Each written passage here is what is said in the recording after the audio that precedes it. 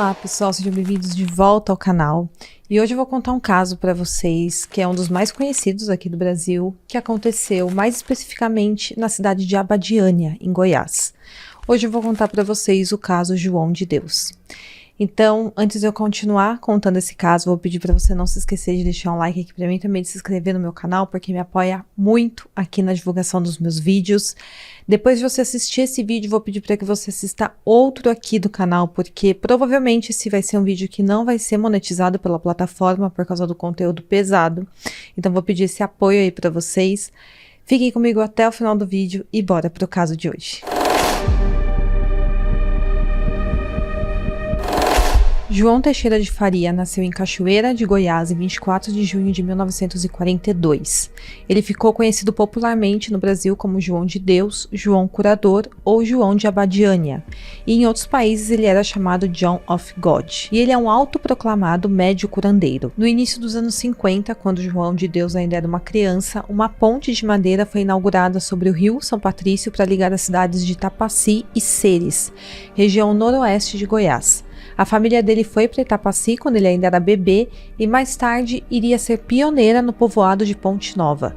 A construção dessa ponte atraiu moradores para a área que formaram ali o povoado de Ponte Nova, que existe até hoje.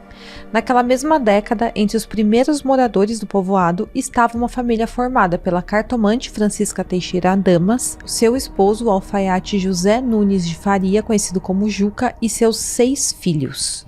O caçula era o João Teixeira de Faria, João de Deus. Mesmo a mãe dele sendo cartomante, lendo cartas, a família dele se considerava católica.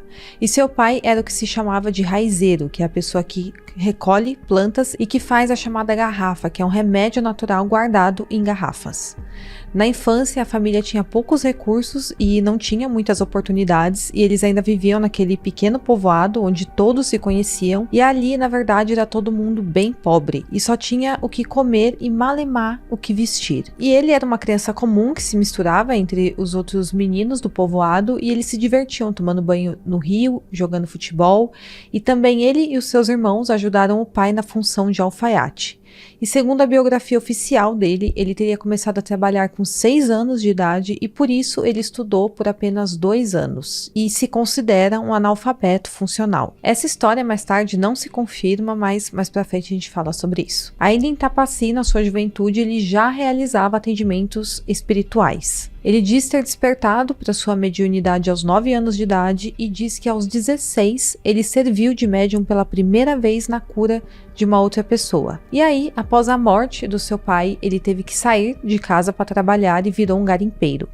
Ele repetiu em várias entrevistas ao longo dos anos que foi um dos primeiros a chegar à Serra Pelada, que é o maior garimpo a céu aberto do mundo. Esse lugar no interior do Pará chegou a reunir mais de 100 mil pessoas atrás de ouro, e na época o João já fazia esses trabalhos de cura, esses trabalhos de médium, e muitos acreditam que a mediunidade dele também o ajudou a encontrar pepitas gigantes lá nos garimpos.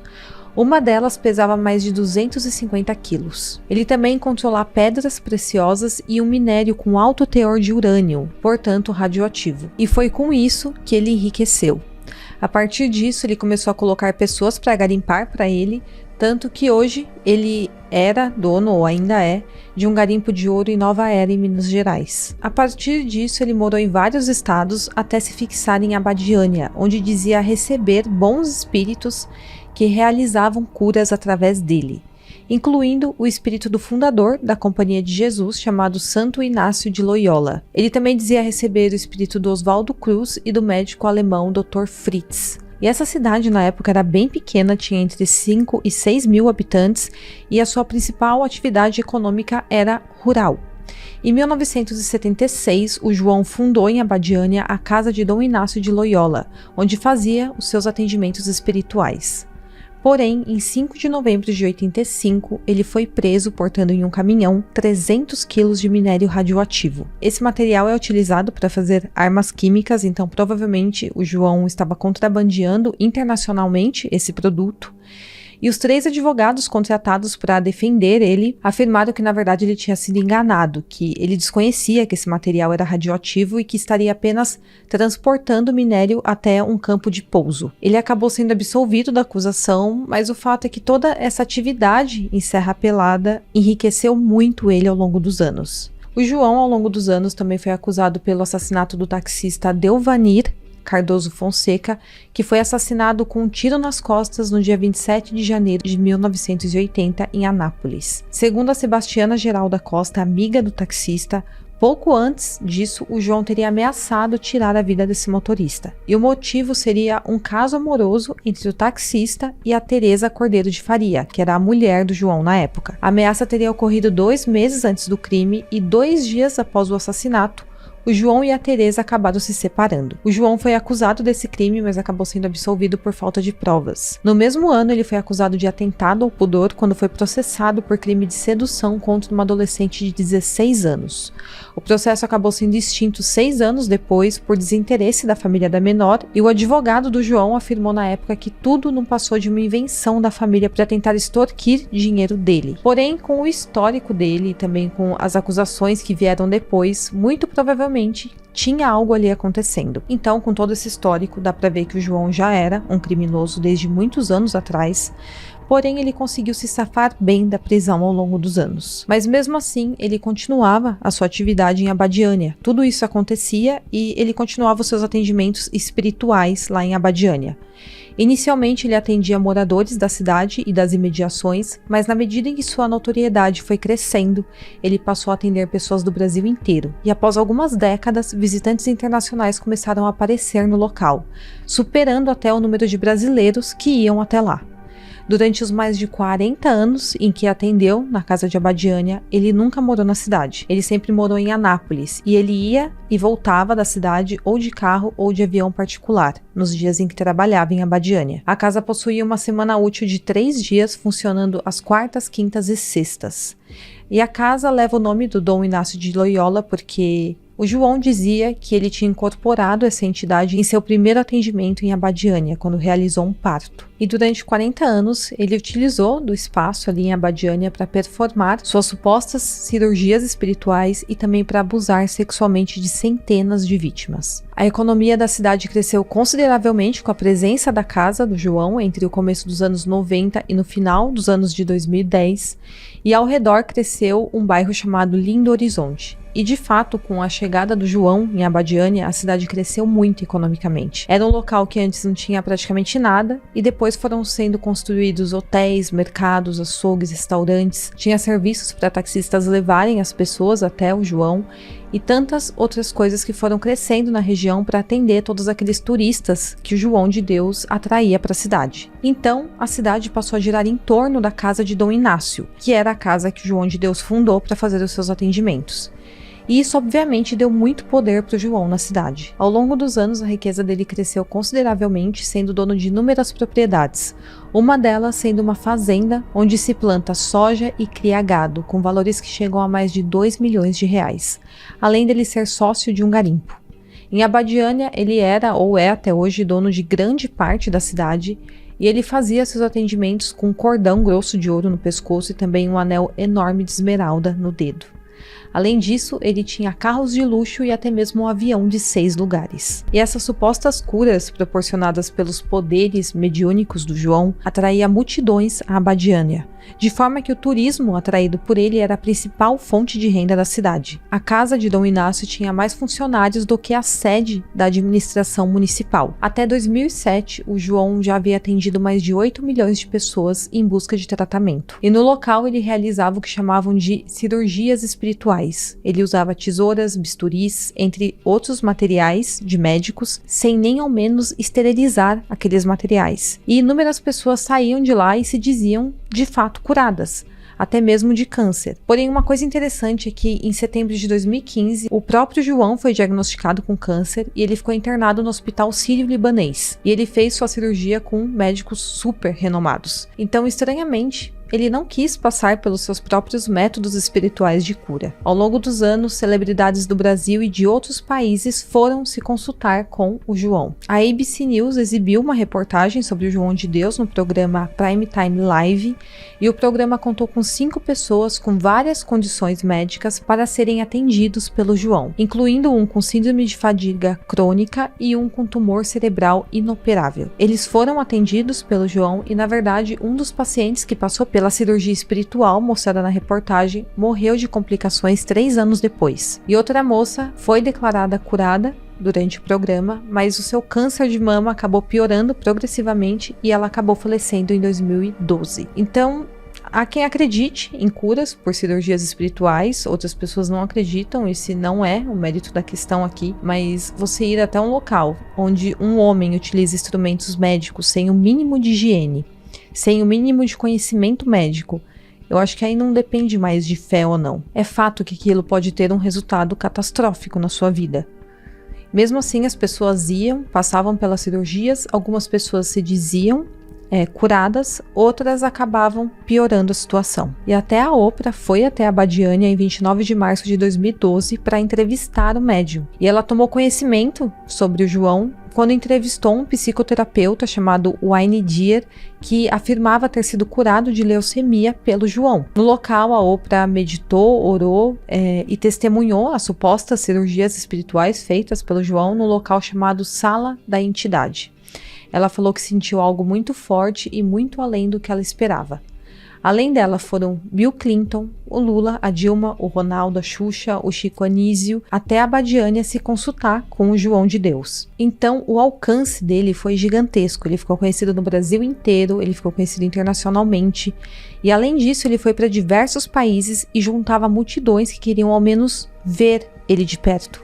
Então, de fato, de alguma forma macabra, ele conseguia atrair essas multidões e fazer as pessoas acreditarem que ele de fato poderia curar elas. O reinado do João de Deus em Abadiânia durou 40 anos, até o fim de 2018. Nesse ano veio a público uma onda de acusações de assédio sexual contra ele. Dezenas de mulheres saíram da sombra para contar experiências de abuso durante os supostos atendimentos espirituais que aconteciam naquela casa.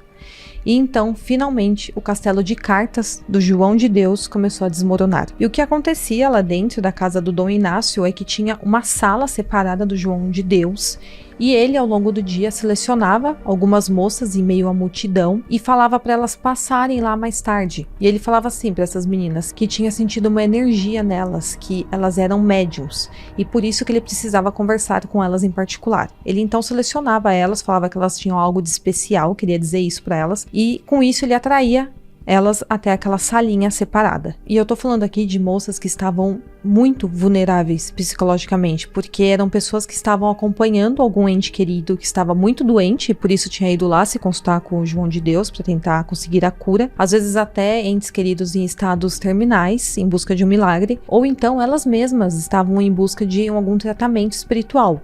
Então ele se aproveitava dessa vulnerabilidade psicológica e também que envolvia a fé dessas moças para abusar delas. Lá na casa de Dom Inácio, todos tinham que usar branco, todos tinham que falar baixo e as pessoas se organizavam em filas gigantes para serem atendidas pelo João. E as pessoas realmente tratavam ele como se fosse um deus ali. Teve uma ocasião em que uma menina de 17 ou 18 anos, muito bonita, estava em uma das pousadas da cidade chorando bastante e gritando, dizendo que o João tinha tentado abusar dela e que ia denunciar ele para a polícia. E é dito que, de repente, o João apareceu ali na pousada e começou a ameaçar aquela moça, dizendo que ela estava mentindo. E, no fim, essa moça simplesmente desapareceu da cidade. Então, o fato é que o João tinha vários capangas pela cidade que andavam armados. E tem vários relatos de pessoas que desapareceram do nada, assim, e nunca mais foram vistas. E ele ficou tão poderoso e, ao mesmo tempo, ousado, que ele chegou ao ponto de não chamar mais as moças para ir até a salinha onde ele iria abusar delas. Ele começou a abusar de algumas das meninas nas filas que elas faziam, com várias pessoas ao redor, no meio do centro. Um homem que trabalhou na casa conta de uma ocasião que o João, supostamente incorporado, mandou todo mundo que estava na sala fechar os olhos E tinha mais de 100 pessoas na sala, era aquela multidão que estava esperando para ser consultado por ele.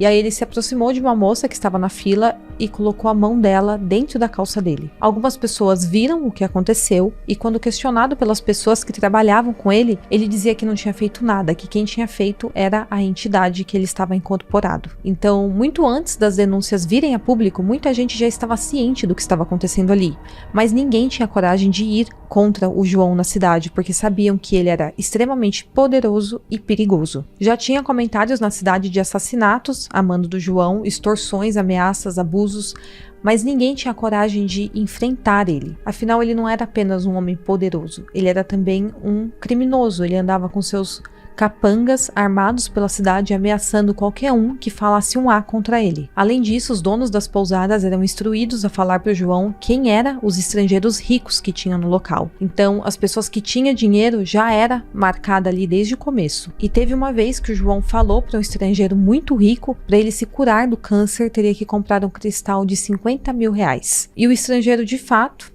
acreditou nele que para ter a cura do câncer ele precisava comprar aquele cristal e ele comprou. Além disso, ele cobrava impostos dos comércios que tinham na região.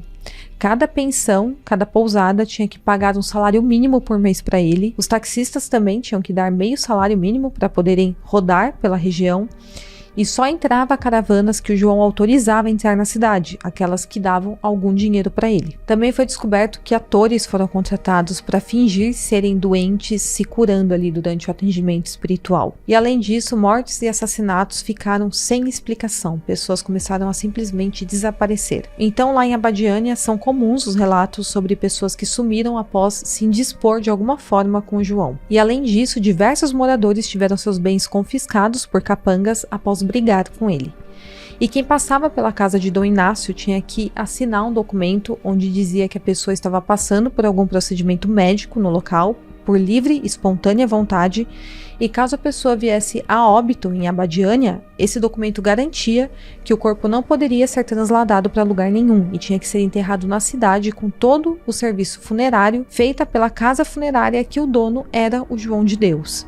Lógico que esse documento ele não tinha nenhuma validade legal, mas a pessoa que assinava acreditava que tinha de fato, e nada disso era por acaso. Dessa forma, jamais os corpos, as pessoas que passaram por procedimentos que deram errado e vieram a óbito lá na casa de Dom Inácio, passariam por uma autópsia para descobrir a causa da morte. Tudo acabaria ali em Abadiânia, e o João, dessa forma, garantia o seu poder cada dia mais. E além disso, a casa de Dom Inácio, ela tinha todos os tipos de figuras que você pode imaginar. Tinha imagens católicas, tinha santos, tinha imagens de Dom Inácio, símbolos da maçonaria, tinha cristais, telas com o rosto de Jesus. Então parecia que o local não tinha uma religião estabelecida, era de fato ali uma seita. E quem chegava no local, por ser um local assim bem cuidado, era bonito, com jardim, vários estrangeiros trabalhando no local, era também super bem organizado, então quem chegava ali acreditava que era de fato um local sério. E durante os atendimentos, tem várias gravações aí pela internet, ele falava em nome de Deus, falava em nome de Jesus, fazia orações, mas hoje a gente vê que era tudo um vazio, tudo ali da boca para fora. O local, na verdade, era só usado para ganho de dinheiro, poder e para abusar daquelas vítimas. E algo que eu percebi assim sobre a história do João, antes dele montar a casa de Dom Inácio, ele já era muito rico. Então tinha algo a mais do que o próprio dinheiro que fazia ele querer manter aquela casa. Ele não fazia aquilo só pelo dinheiro, porque isso ele já tinha. Então, na verdade, aquilo era uma sede de poder, de manipulação de massa, que a gente só vê em grandes líderes políticos. Então é até algo na personalidade do João a se analisar, o quanto ele gostava de ter poder nas mãos dele, o quanto ele gostava de manipular aquelas pessoas. Oficialmente o João possui 11 filhos, cada um com uma mulher diferente. Porém, na verdade, não dá para saber quantos filhos de fato ele tem, porque ele abusava de várias mulheres, ele não usava preservativo. Então pode ser que ele tenha vários filhos de abusos que ele cometia. E quando essas mulheres falavam que haviam engravidado dele, ele acabava as ameaçando. E agora eu vou falar como todo esse castelo do João começou a ruir. A primeira mulher a denunciar abertamente o João foi a holandesa chamada Zaira Lienek Moos, que é uma coreógrafa e bailarina.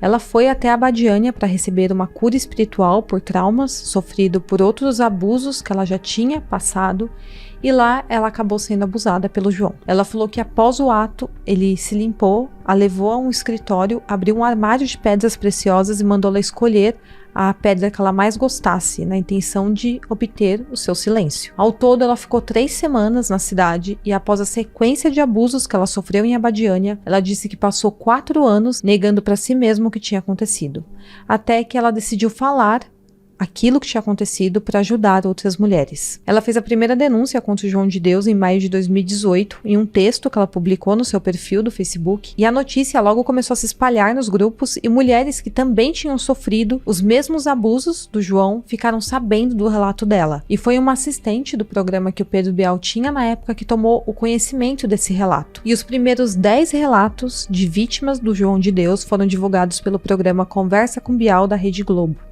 Isso em 7 de dezembro de 2018. No dia seguinte, o jornal O Globo divulgou mais 3 relatos e o Jornal Nacional mais 2, totalizando 15 casos. Uma de suas vítimas acabou tirando a própria vida em 12 de dezembro de 2018. E finalmente, todas essas denúncias vieram a público pela primeira vez.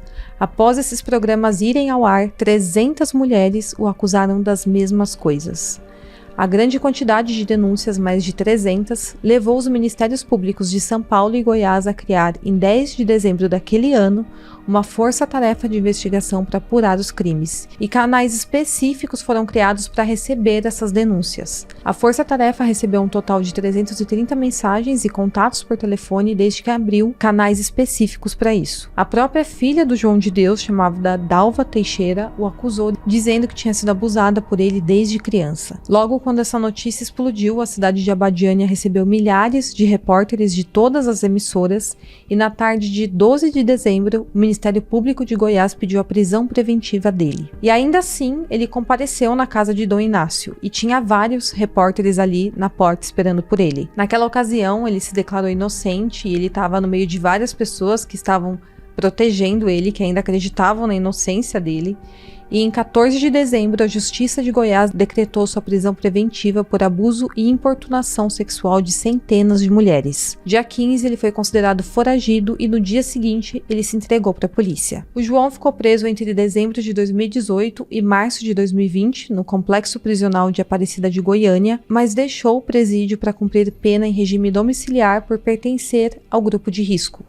Ele foi obrigado a usar tornozeleira eletrônica e também foi proibido de entrar em contato com testemunhas e vítimas, e no dia 26 de agosto de 2021, ele voltou para o presídio. Porém, no mês seguinte, ele voltou ao regime domiciliar em Anápolis. E pela última notícia que tem dele, que é de fevereiro desse ano, ele continua em prisão domiciliar. Ao todo, ele foi condenado a mais de 109 anos de reclusão, somando todos os crimes que ele cometeu. E após tudo vir a público, um livro-reportagem chamado João de Deus, o Abuso da Fé, revelou como João inventou toda uma narrativa para valorizar a sua história como operador de milagres. Então, nesse livro mostra como tudo, cada ponto que ele conta da sua história foi pensado por ele. O primeiro aspecto pontuado já no início do livro é o fato de que o João de Deus nunca teve uma biografia imparcial. Os livros que existiam até então, muitos deles vendidos na loja de produtos da casa de Dom Inácio e publicados em diferentes línguas, foram na verdade encomendados ou escritos por amigos ou autorizados por ele. E foi se aproveitando disso que o João teria forjado alguns aspectos da sua própria história, dando um ar bem místico sobre a sua vida. E um dos casos mais emblemáticos em seus livros é sobre como ele teria descoberto o dom da mediunidade. O relato de João é que, em um dia ensolarado, aos 9 anos de idade, em 1950, caminhando com a sua mãe por uma estrada de terra, ele previu que uma grande tempestade iria cair e chegou a falar quais casas seriam derrubadas pela chuva. E realmente, mais de 40 casas teriam desabado por causa da chuva. Porém, numa entrevista gravada em 1987, o próprio João de Deus se contradisse sobre isso, dizendo que a previsão teria ocorrido em 1957, quando ele tinha, na verdade, 16 anos. E o relato de um amigo próximo a ele, que o conheceu quando ele tinha 19 anos, diz que quando o conheceu, na verdade, ele ainda não tinha descoberto esse dom de ser médium. Na verdade, as recordações desse amigo do João são de uma vida pacata e completamente normal, com banhos de rio, jogos de futebol, e do João sempre dando em cima das meninas. Então, até os 19 anos, na verdade, ninguém sabia que o João de Deus tinha algum dom de mediunidade. E o relato desse amigo também não bate com uma outra história contada pelo João. O João diz que após descobrir o seu dom, saiu em viagens pelo Brasil entre os seus 16 e 23 anos de idade. Ele diz ter passado por vários estados e cidades do país fazendo cirurgias espirituais e também curando pessoas necessitadas. Ele diz que permanecia por um tempo em cada local e logo tinha que ir embora, que era uma estratégia que ele dizia usar para tentar driblar aqueles que questionavam os seus métodos e o chamavam de charlatão. Porém, esse período do João com 16 anos até os 23 anos de idade coincide com a época em que esse amigo diz ter convivido com ele. E esse amigo dele falou que, na verdade, João não viajava para lugar nenhum, que ele tinha uma rotina completamente normal de um rapaz do interior. Além disso, o João se diz analfabeto. Lembra lá no começo do vídeo que eu falei sobre isso? Ele falava que não sabia ler nem escrever, e isso aumentou ainda mais a curiosidade em torno dele ao longo do tempo. Porém, nos processos judiciais, algumas pessoas disseram que já o viram escrevendo. Então essa é outra mentira dele. E tem mais. Nos documentos pessoais consta que a data real de nascimento do João de Deus é dia 16 de junho de 1941. Porém, ele diz que nasceu, na verdade, dia 24 de junho de 1942, que é dia de São João. Então ele quis mudar a data até do nascimento dele para que caísse na data de São João. E por último, a determinação de Abadiânia como local para a construção da casa de Dom Inácio de Loyola também foi envolta por uma narrativa criada pelo João de Deus.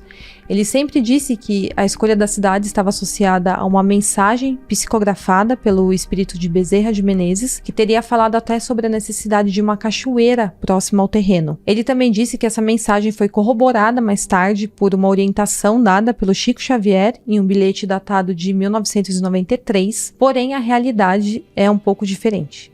O João estava enfrentando problemas e sérias acusações de charlatanismo, curandeirismo e exercício ilegal da medicina nos anos 70, em Anápolis, e ele precisou recorrer a políticos e amigos poderosos para se proteger. E ele precisou encontrar um novo local para seguir com suas supostas cirurgias espirituais.